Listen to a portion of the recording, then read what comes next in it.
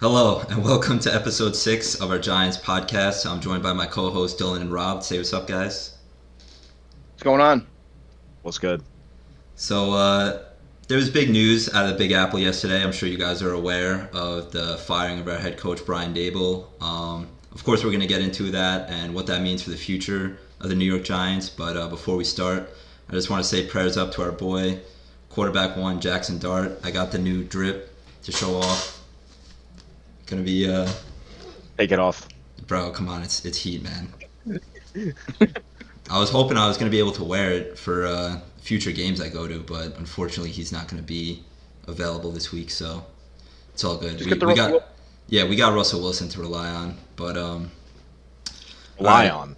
Well, yeah, I mean we don't have any other options other than Jameis Winston, but I don't know if Kafka is gonna be leaning towards him. So, but yeah, man, let's dive let's dive right into the big news from yesterday. Brian Daboll is no longer the head coach of the New York Football Giants. He leaves the organization with a 20, 40, and 1 record. That's 20 wins, 40 losses, and 1 tie. Obviously, he started off great in his first season with the Giants in 2022 with a 9-7-1 record. Led us to the playoffs and even led us to a playoff win against the Vikings. I'm sure you guys remember all watching that together. That was a great game. And then they unfortunately lost to the division rival Eagles in dominating fashion the following week. And then from that point on, it really has just been a total downward spiral of the New York Giants organization. In 2023, they extended Daniel Jones to a 4-year, $160 million deal following his solid 2022 season. And he did not play up to expectations whatsoever that year. The Giants, I believe, went 6-11 in 2023, and then all the wheels fell off the following year in 2024. The Giants went 3-14. They let go of Daniel Jones midway through the year. He went and joined the Vikings, so it's really just been turmoil. And starting this year in 2025, he started off with a 2-8 record. So just want to get your guys' initial thoughts on Brian Daboll's tenure as a whole as the New York Giants head coach from 2022 to 25 yesterday. Honestly, as much as I like the guy, I think it was time. It was definitely time. I mean, yeah, we had a winning culture for the first year, and I was hyped. I was delusional as hell. I feel like everyone else was delusional as hell.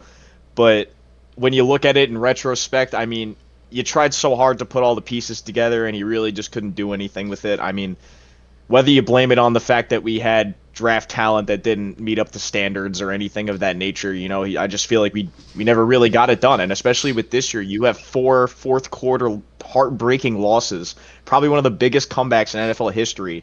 And honestly, part of it I could blame on the coaching. I mean, not just Brian Daboll, obviously, looking at the fact that he kept Shane Bowen. Sorry, that guy's a literal terrorist. Like, I don't know why we keep him, but I don't understand how Daboll didn't look at him and go, "Hey, you need to go." It never really added up to me. There was just some questionable decisions by him throughout his years in tenure, and as good of a guy as he was and the energy he brought in the beginning, yeah, he had to go. Simple as that.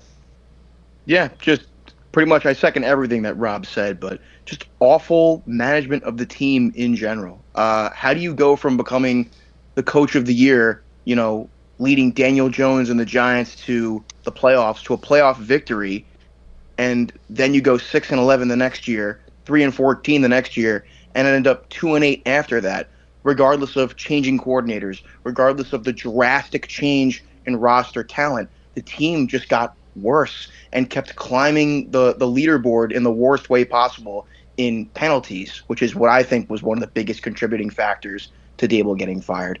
Obviously, the blown fourth quarter losses were, probably the biggest factor because that ultimately falls on the head coach when you have a 99% chance to win with a minute left and you somehow lose the fucking game. Um, but I think that the penalties were a big factor. The team only had a worse and worse record over time. Things just got worse and worse and worse. That all falls on the head coach. And I think that it's bittersweet because I'm always going to miss that 2022 season. But bitter because you look at Daniel Jones, they had him taking reps at safety, right, when they were about to cut him. And now he leads the league in passing yards. And he was on a serious MVP campaign in the beginning of the season. I mean, at that point, who do you blame, right? And I think Brian Daboll, unfortunately, was the butt end of this joke that was the Giants team while he was the coach. But yeah, it definitely needed to happen. Gonna miss the 2022 season. Gonna miss what he did with the team in 2022. But it was the right decision. So got Coach Kafka now. See what he can do with Jackson Dart. But want to thank Brian Dable as well for making that choice to draft Jackson Dart. Ultimately, it was him who led the Giants to get their QB1 of the future. Unfortunately, the QB1 of the future does not need him. Yeah, and that leads me to my next point about this decision made by John Mara, which was a big one, is he ended up ultimately firing Dable, but he kept Joe Schoen, our general manager, and he said that Joe Schoen's going to be the guy that's going to be the head of our next head coaching hire. So it's a very interesting decision. It's one that a lot of teams have done in the past and it really hasn't worked out. It doesn't have a great track record. Firing your head coach, but keeping your general manager and vice versa. So, and it's one that the Giants have followed, pretty commonly. They ended up firing Pat Shurmur back in I think 2019, but they kept Dave Gettleman, and we saw the train wreck that was when he ended up hiring Joe Judge as a coach. So it just seems like John Mara hasn't learned, anything from, what happens when you keep one guy around but fire the other. And this is coming from a guy that honestly has been a pretty big defender of Joe Schoen throughout the years. Obviously, he didn't have a great 2023 draft. I think it's probably one of the worst that any general manager has had. But looking at his last two drafts between 2024 and 25, I think he's done a solid job, rebounding himself, getting the right pieces to build a successful franchise. But it's just a tough move to make when your team is 2-7. They start out 2-7 3 years in a row. You could blame it on the coaching as much as you want, but it comes down to roster construction as well. And I think the Giants really they needed a hard reset on that. So what do you guys think about Joe Schoen remaining general manager? I don't really blame him for the draft picks, because when you draft somebody, you're looking at how they were in college and hopefully how that'll translate to the NFL. Sometimes people just don't work out. That's not really something that I feel like you could pinpoint on a GM if it's a one-time occurrence. I think he still made some good draft picks. The only thing that I will say about Dable in this sense is he wanted Dart and Shane didn't, which I thought was kind of interesting. And thankfully that worked out for us. But looking back on it, I'm happy that they came to mutual terms and we're able to agree on it. I think it's perfectly fine that you keep him, because I do think that he has brought some good talent to this team. I really can't deny that. Scadaboo for one, Abdul Carter obviously. He was able to get Brian Burns signed.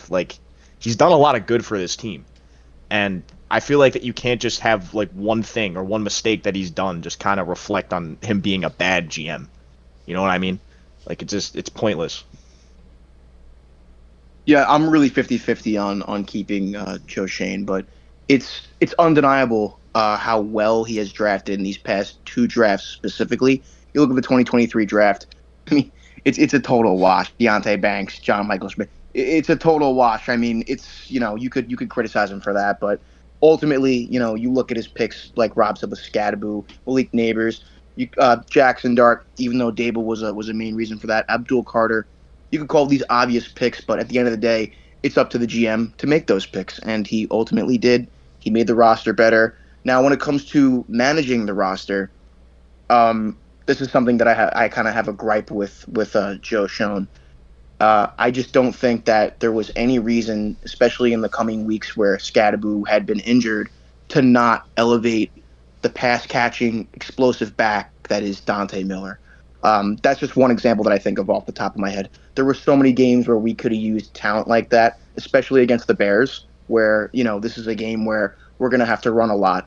So instead of elevating a guy like Dante Miller and adding to the running back room, we had Jackson Dart on designed runs every other play, which, this guy, he can run. He's one of the better runners in the league. I think he's already proven himself to be. But, it ended in a concussion of our QB1, which could have been avoided with, I think, better roster management. So, yeah, 50-50.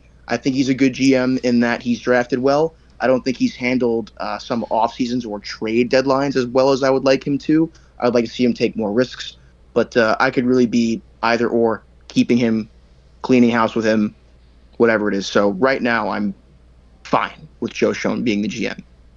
Yeah, I think another big underrated thing that's gone under the radar with his roster construction as well is a big problem that the Giants have had is our kicking situation. I mean, he's just been so hell bent on keeping Graham Gano on the roster for year after year, and it's nothing against Graham Gano. I mean, Young way cool, baby. If if you get injured, there's nothing you can really do about it. But it's just the reliability factor of it. I mean, the Giants are one of the worst teams when it comes to having a reliable kicker. I mean, you look at teams like the Cowboys, the Steelers, the Broncos, they all just have these solidified guys that you just never have to worry. Once you get inside the 40, 35-yard line, that you're golden. You're essentially guaranteed 3 points. But not the Giants. And it has cost us multiple games this year and last year as well. I mean, I don't know how much longer we can go with saying that Graham Gano is going to be our kicker, and then he gets ruled out the day before or the day of a very important game, and then it ends up costing us. Other teams don't go through with this. I mean, it's embarrassing. Yeah, I personally think it's the sole reason we lost that Cowboys game and the Broncos game this year was solely due to kicking. I mean, and the defense. I literally forgot the name of his replacement already. Jude Academy, I think. I don't know how to pronounce his last name. I forgot about him, but that guy is never going to see the light of day in the NFL ever again. Yeah, never. He's already unemployed. Poor guy. Yeah, flipping burgers. Yeah, so I don't know. That was just another thing I wanted to point out between Shane not staying committed to a guy that hasn't been very reliable for us. And I always say that football is a 3-part game. It's the offense, the defense, and special teams. And a lot of teams don't think of it that way. I guess the Giants are one of them. So hopefully in the 2026 offseason, Shane really focuses. I mean, it looks like we found our guy. Hopefully Koo could, stick with us for years past this one. So, those are my thoughts on that. But I guess let's get into our defensive and offensive coordinators, that we're going with for the rest of the year. Mike Kafka has been promoted to head coach for the New York Giants, and I want to say, well, I don't know what you guys think, but he might have improved himself, from last year. Granted, Jackson Dart is a big reason for that, but it does seem like he has figured a lot of things out on the offensive end. I don't think he's perfect by any means, but I really do want to give him his flowers and say that he's improved a lot from last year. And like I said, it does help a lot when you go from Daniel Jones to Jackson Dart as your quarterback, but he has done a much better job this year. However, there's somebody that has not done a much better job this year. Perhaps is the worst defensive coordinator in the NFL, Shane Bowen. I don't even feel good saying his name. I don't know how he's still employed by the New York Giants. He should have been the first to go out of the 4 guys that we named between Shane, Daboll, Kafka, and Bowen. Bowen 100% should have been the first guy. He should have been gone after week 2 against Dallas, but yet he somehow sticks around. No, listen, man. I'm with you, bro. The Broncos game. You're talking about Daboll was fired off the plane. What about Shane? Leave him in Denver. Dude, that was awful. Oh my God. It's atrocious the amount of games that we sell, based on our defense. Late game situations too. I mean, even the game last week, against the Bears, that was, for most teams, that's not an issue. When you're up 20-10 with 4 minutes to go, I mean, it's pretty much wrapped up. But not the Giants. So how do you guys feel about Kafka being our interim head coach, and do you see him being our coach for the future? I don't see him being our coach for the future. I think we're going to hire somebody else. But get rid of Shane Bowen at all costs. I'm just going to throw that in there. I know you've discussed it, but I think that's the only thing I think about nowadays. That crosses my mind probably at least 3 times a day. And I'll just be doing homework, and I'll think about it, and I'll just get mad. I just don't like that guy. I'll wake Listen, up like, and it'll ruin my day just seeing yeah, that Shane Bowen is still our just seeing an defensive AI coordinator. video of Shane Bowen like deep faked onto somebody literally just getting like pushed into a lake or something. Shane Bowen It's doing the bendy dance. I'd rather die. But yeah, so I want to talk about my. I'll get into Shane Bowen. I'll get into Shane Bowen. I want to talk about Mike Kafka for a second, Jimmy. I'm gonna have to respectfully disagree about getting Mike Kafka his flowers. Mike Okay. Kafka should be given a bucket of dirt. I think that there is zero creativity in any of his schemes. It's all runs up the middle, screen pass, or God, Jackson Dart just saved the drive. That's been the story of Jackson Dart being the quarterback and dealing with these play calls. Um, but and it's evident, especially when literally any other quarterback is in the game. Just look at I mean, 3rd and 6, run up the middle with Tyrone Tracy. It's just like there's no creativity at all. There needs to be more kind of like gadget plays, similarly to what Ben Johnson was doing with the Lions and what he's doing with the Bears. There needs to be gadget plays, trick plays, throw them off, try something different. It's very conservative play calling, both on the offensive and the defensive side of the ball. But without creativity, you have a predictable offense that needs to be saved by your 22-year-old quarterback. And luckily for us, Jackson Dart has been one of the best third down converting quarterbacks in the league because he has such a great pocket presence and such good awareness. But I think that if you want to get the absolute best out of your QB1, you have to get creative with your play calling, and that starts with your offensive coordinator. So I wouldn't say that I'm not excited about Kafka being the head coach, but I definitely wouldn't say I'm excited. I don't want to see him as the head coach in the future for sure, regardless of what he does for the rest of the season. But I think that Kafka, anything is better than, unfortunately, Daboll right now. So see how Kafka does. I'd rather. This is such a soft way of thinking, thinking of the draft. You don't want your team to lose ever. I guess I wouldn't mind a loss as much knowing that we'd have a top 5 pick to hopefully help Jackson Dart or our defense. Now, that being said, let's talk about the defense. Let's talk about Shane Bowen. Talk about lack of creativity. This guy is the epitome of a lack of creativity. He lacks half a brain. This guy's schemes, I mean, they get picked apart by everybody. Spencer Rattler called his shot like Babe Ruth and then destroyed Shane Bowen's defense for one of their only wins of the season. That was one of the most depressing parts of the season for me. Forget the Broncos, forget the Cowboys. That was the craziest part. Spencer Rattler, who had never won a game in the NFL, wins a game calling his shot against an experienced defensive coordinator. That was really sad. So, I'm not going to speak too much about Shane Bowen. I think he's a horrible defensive coordinator. I think that his schemes are incredibly predictable, lack creativity. But yeah, overall, we need more creativity on the offensive and defensive side of the ball. No more of this conservative play calling. It has not worked for us, and it will not work for us. I agree. Shane Bowen better have started investing in his Roth IRA because Yeah. I don't think that man will ever see the light of day again as well. He's cooked. Yep. Yeah. Yep. So I think that is a great segue into my next point I wanted to make, or my next question for you guys is, who are we looking at for potential future head coaching candidates? I mean, I'm seeing a lot of names thrown around between older guys that haven't been in the league in a while. One big name I've seen is John Gruden with the connection he's had with Jackson Dart, but I've also seen different coordinators or guys such as Clint Kubiak from the Seattle Seahawks. What he's done with the Seahawks offense this year has been magnificent, to say the least.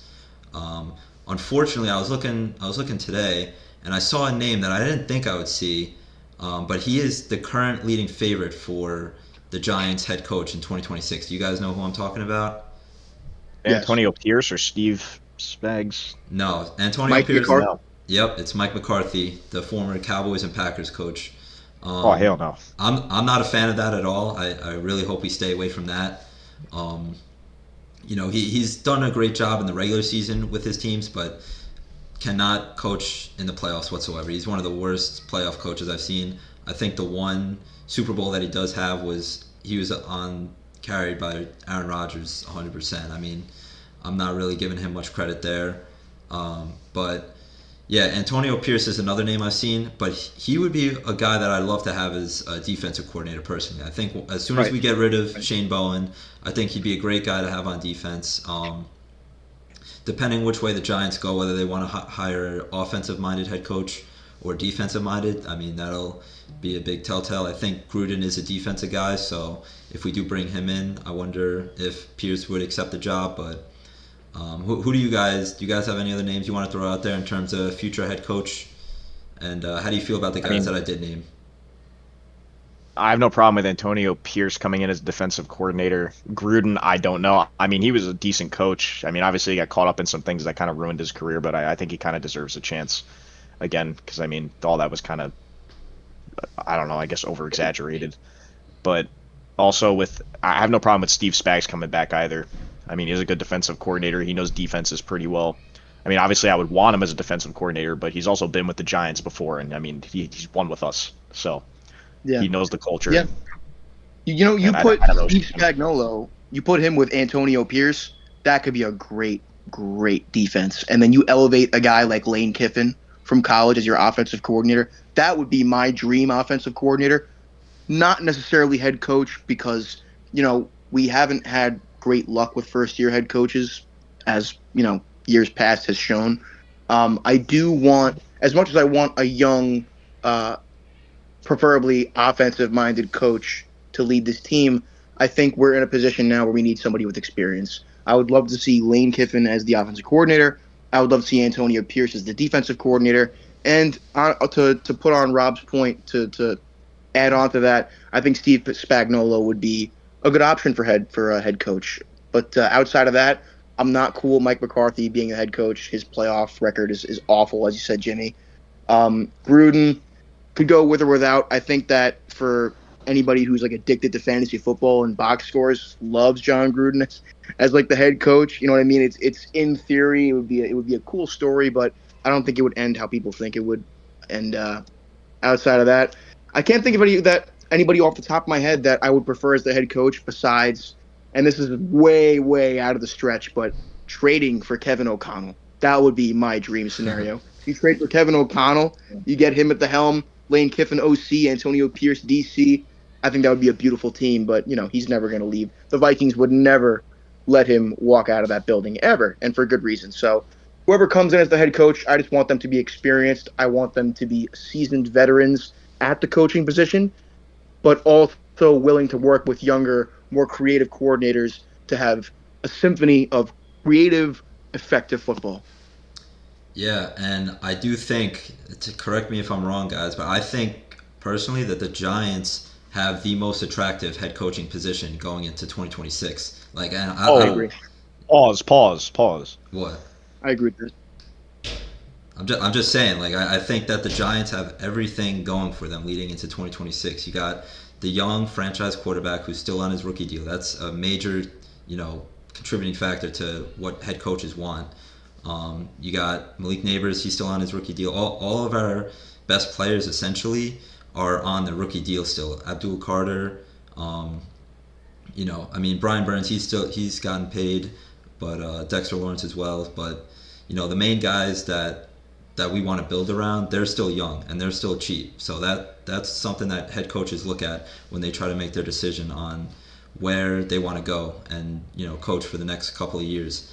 And another thing too I saw is that the Giants are also, as we've seen, they are one of the most safest positions that you could go to as a head coach. If you're worried about job security, come to the New York Football Giants because Right. they will allow you to mess up time and time again, and still you're going to get another chance after chance, as we've seen with Daboll and we're still seeing with Joe Shane. So I'm trying to think of other jobs out there. I mean, have there been any other coaches fired this season besides the Giants and Titans?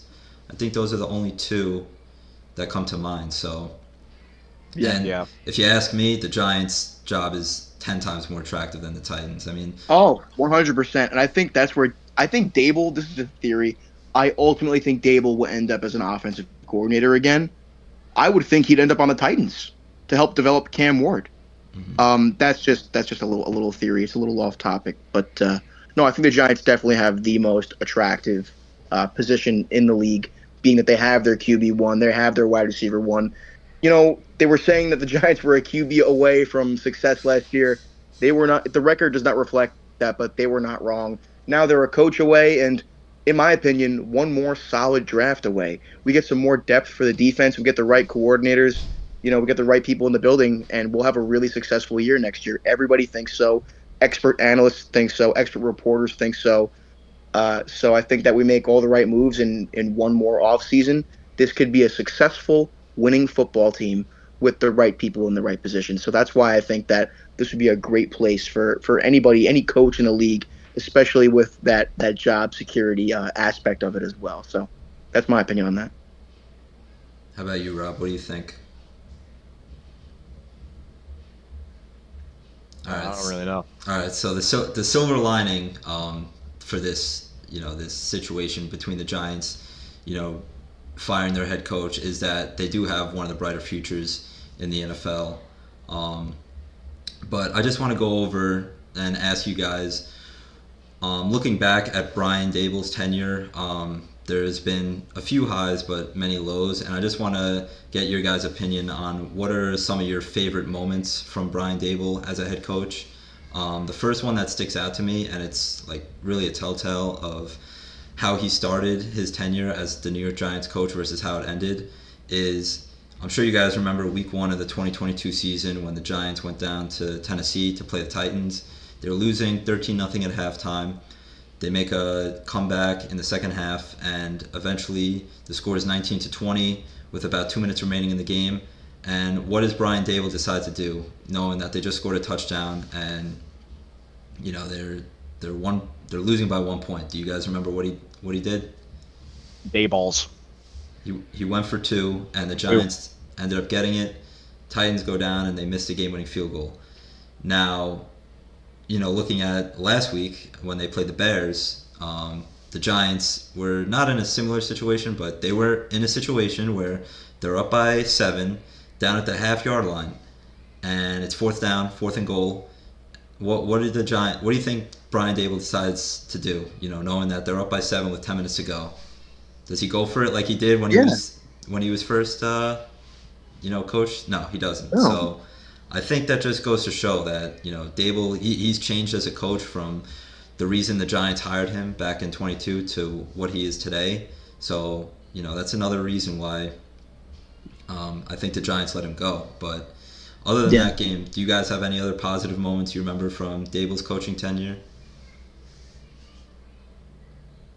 When he ran into the medical booth when Jackson Dart had a concussion. Yeah. Yeah, but I think that we always complained about how he handled the media and how he conducted himself on the field. But to be honest with you, with the New York media, I don't really know how else you're supposed to approach that. It's one of the biggest stages in the world to be the coach of a New York team. And I just think that no matter what, during the press conferences, he handled things with professionalism, which I can appreciate. And on the field, it was very entertaining to see him get really mad and animated. It at least showed that he cared and that he deeply, deeply cared. I think the players, regardless of what the record became, how he changed as a coach, I think the players respected him. So, outside of the win against the Vikings in the playoffs, which we all, luckily got to watch together, I can't really, recall such a wonderful time that I was like, oh, Brian Daboll, such a great coach. Like, what a smart coach. Because ever since that win, I've always felt like the Giants have been standing on the back of their heels in every game. Like, it was really every game became the Giants' game to lose, and a lot of the time it ended up with them losing. Now, it's quite the opposite. In fact, I remember a play call against the Steelers where the Giants could have been up by, I don't remember the exact score, but they could have been up by a considerable amount of points, and they were on the goal line, and they called this absolutely one of the most bizarre trick plays I've ever seen in my life. There were three offensive linemen in front of Daniel Jones. You guys remember this play? And there were three offensive linemen. I was there for that. I remember it. Oh, you were at that game. I was at the game. So, when I was watching, I was in disbelief, man. Like it was... So tell me, what was going through your head when you saw that formation in Pittsburgh. What were you thinking at that point? Dude, I was honestly, I was trying to like figure out if they were trying to resemble. You remember that one play that the Colts made with the Colts punter? play, yeah. Yeah, The that's bubble literally play, exactly yeah. what it reminded me of. Daniel Jones takes a drop back and he throws it behind the line of scrimmage to Neighbors. It doesn't even get completed, and even bro, the play was so bad that a guy like Daniel Jones, who Yeah. never shows emotion, rips his like chin strap off, and he's like what the fuck was Yeah. that? Like he was. Exactly. He never gets Exactly. animated, and that's how you know how bad of a play call that was. But Yep. And I yeah, really feel like anytime the Giants won games post 2022, it was because like, phew, like they got bailed out by something. It never really felt like, wow, this was a coach's win. You know, he coached his team well into this win. It just didn't feel like that past 2022. And I think the 2022 success, this is a completely different conversation for it. It's a completely different day. It was largely due to Saquon Barkley. You know, he was the offense at that point. That's why the offense was, touted for all of its success because we had one of the best running backs in the league. So all these uncreative play calls from Daboll and Kafka, they worked because no matter what, Saquon's going to make a big play. He's a big play waiting to happen. So outside of that, these past couple of years have just been a total display of the vanilla sort of failure that has become of Brian Daboll's scheme and Brian Daboll's offense. To build on what you said about taking the field goal instead of trying to get a touchdown on 4th and inches, you know, we touted Daboll for how gutsy he was in 2022, but how he's not afraid to make that call. And I think that it's sort of poetic in a way that he didn't go for that touchdown on 4th and inches because he went for the points to try and possibly save his own job, didn't want to take the risk, and it ultimately led to him being fired because, you know, that's not what worked for him in the past. He changed so much in a way where he kept failing more and more, and that's why he's not here anymore. So to answer your question, Jimmy, I can't really recall anything crazy positive about Daboll outside of the 2022 season. yeah, that's a very fair point, man. I mean, and I think you're right in that aspect. But I do want to say that after all the negativity that we've said about Brian Daboll, I was only this was only a few weeks ago. I was saying that I was still hesitant on the idea of letting him go, and the main reason for that is because when you have a guy such as Jackson Dart that has shown, like he's shown within 6 weeks that he is the franchise quarterback. Not many teams get to see that out of a guy like Jackson Dart. It is very tough to fire a head coach that has shown that he's believed in Jackson Dart. I mean, that has been the one thing that has gone right for this team this entire year. Out of all the bad things that he's done, Jackson Dart is the guy that he hit on. Like, Jackson Dart is going to be our guy for the next 10, 15 years, which is what I love to see. Now, with that being said, something I am worried about is history repeating itself. This might be a bad example, and not a lot of people are going to like this, but you guys probably remember in 2019, the Giants drafted Daniel Jones, and Pat Shurmur was still our head coach at the time. He was an offensive-minded guy. Daniel Jones had the best year of his career with the New York Giants in his rookie season. He threw for 24 touchdowns, 12 interceptions, and I believe like 3,500 yards, somewhere around that line. The Giants end up firing Pat Shurmur at the end of the year. They bring in a special teams guy in Joe Judge, and that absolutely kills his development. Daniel Jones was never the same after his rookie year. Did not look like the quarterback that we saw in that Bucs game, his opening day. I mean, we all thought, Daniel Jones was the guy after that first Bucs game. So to sit here and watch another head coach get fired during our rookie quarterback's, developmental year, that worries me a lot. And that was one of the big reasons why I was kind of hesitant on firing Daboll so soon. But it just turned out that the coaching mistakes, the mismanaging of games, late game situations, it was just too much. I mean, no other team is blowing the games that the Giants did. Those 4 games that we've all talked about already. It's just something that couldn't go on any longer. So I am very I don't want to say nervous, but I'm just a little I don't know what to expect when it comes to the Giants, who they're going to bring in for the next guy, because this decision is the most. I can't begin to say how important this decision is for the future of the franchise, right? So hopefully they could find their guy. I mean, do you guys know any other offensive coordinators that you think would be a good fit alongside Jackson Dart? I know you brought up Lane Kiffin, Clint Kubiak. I would be a fan of Clint Kubiak from Seattle. I think he's done a great job with the Seahawks this year. Um, Oh yeah, definitely. yeah, Uh, so Cliff Kingsbury is an option. That's not my particular first choice. I think he's on the Commanders, right? yeah, they yeah. It wouldn't be my first option, but I wouldn't mind him. But I think Kubiak is the front runner because look at what he's done with Sam Darnold, right? He's constantly finding ways for Sam Darnold to hit his best receivers, and obviously Sam Darnold just being the quarterback that he's turned out to be has been a big factor of that success. But ultimately, it's about scheming your playmakers open, which I feel like Kafka and Dable have failed to do. So if we can get a head coach in here that's proficient in that area, like Clint Kubiak, that would be successful for the team.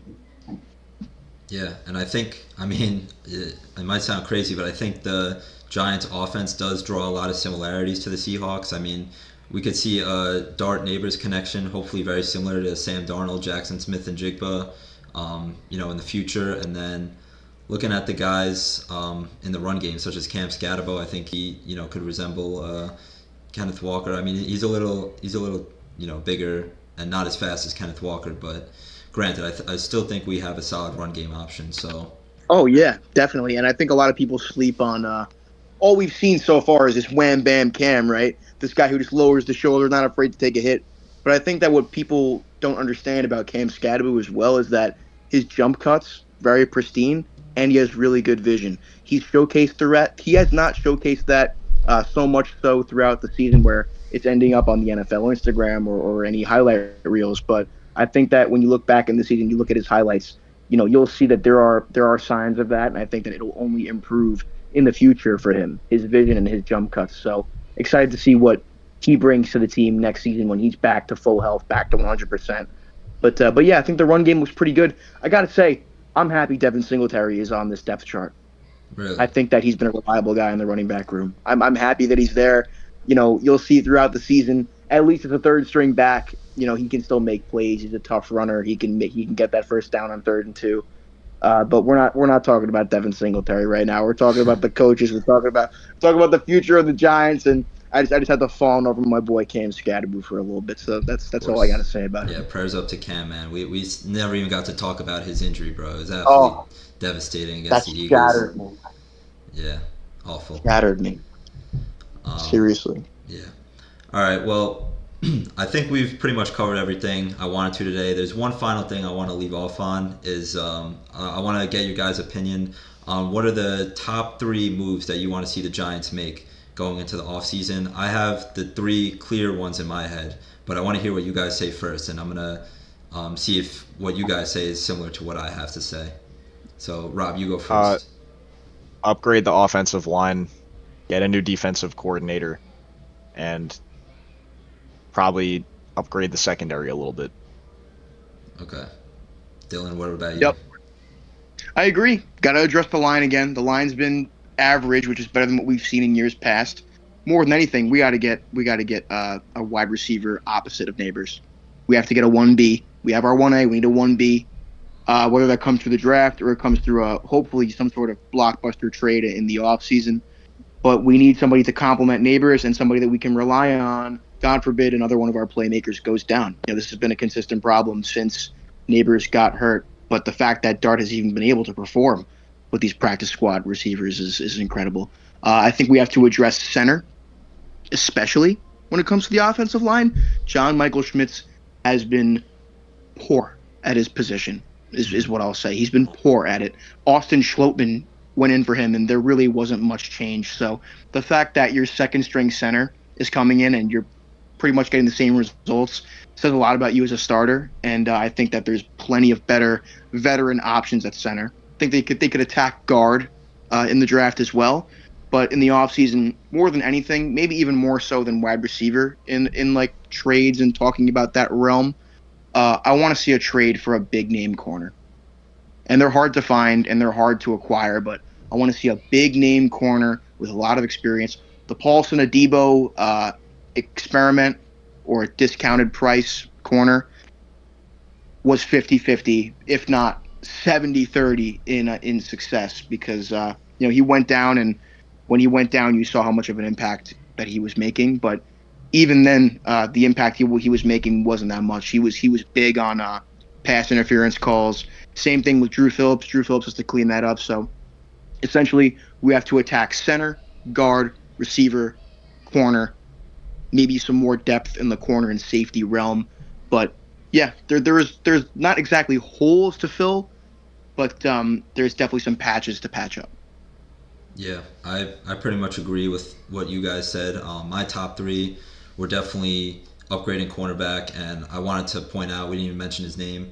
Deontay Banks has to be off this team in the year 2026. Oh my God. He's should no longer be employed by the Giants going into next season. That might be honestly number one on my list. I mean, obviously the defensive coordinator is a problem with Shane Bowen, but he just has not shown. He's gotten worse every single year. From the year that we drafted him, he actually had a decent rookie season, and just has not shown any potential whatsoever since then. I think the experiment's over with him. He's got to go. Going into 26. Awful. Yeah. Awful. Definitely want to get a new defensive coordinator. I really like the idea of Antonio Pierce. I was actually an advocate for us bringing Antonio Pierce in this year. Could you imagine how this defense would look if we fired Bowen like we should have last year after a 3-14 season? Should have been all the reason to let him go. We bring him back for some reason, and he hasn't shown anything for us. If we fired him last year and brought in Antonio Pierce, I think we'd have at least 2 more wins under our belt, if not more. So that's another one. That's another one I'd like to see. And the last one is one that I talked about earlier, you guys didn't bring up, is we got to address the kicking situation. I think it's time to move on from Graham Gano. Hopefully, Koo could show us. He had a good first week with us, with the Bears. I'm hoping he could show us more as the season goes on. But I think that Graham Gano, like I said, his time with the Giants should be over going into 26. I wish him all the best. Unfortunately, he's been getting a lot of, death threats and whatnot from fans, just for being injured. It's something he can't control, but, it's time for us to move on from him. So those are my top three hopes and expectations that the Giants address going into the 2026 offseason. Yeah. Yep.